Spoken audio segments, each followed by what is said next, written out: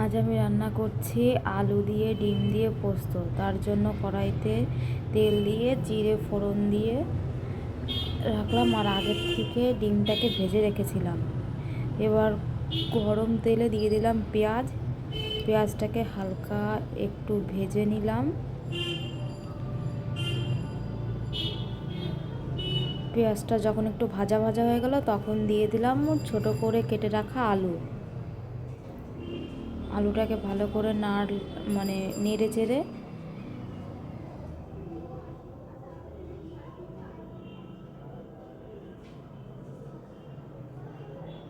তারপরে দিয়ে দিলাম লবণ, তারপরে দিয়ে দিলাম হলুদ, তারপরে ভালো করে সেটাকে আলু আর পেঁয়াজের সাথে মিশিয়ে নিলাম।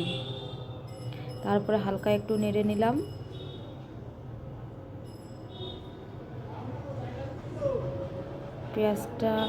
আলুটা একটু লাল লাল করে ভেজে নিতে হবে।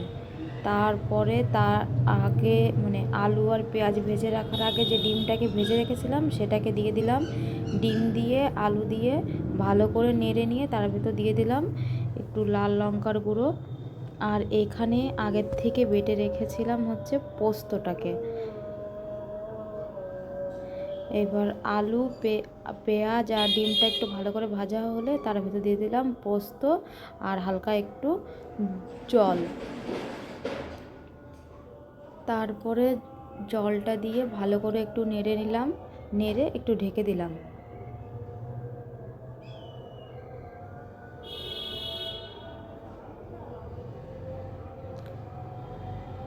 তারপরে একটু গ্রেভিটা শুকনো শুকনো হলে একটু নেড়ে নেব, আবারও মিশিয়ে নেব।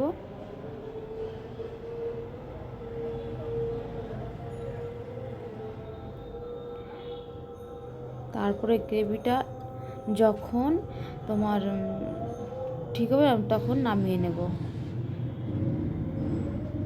নামানোর পরে লাস্টে এরকম শুকনো শুকনো হয়ে যাবে।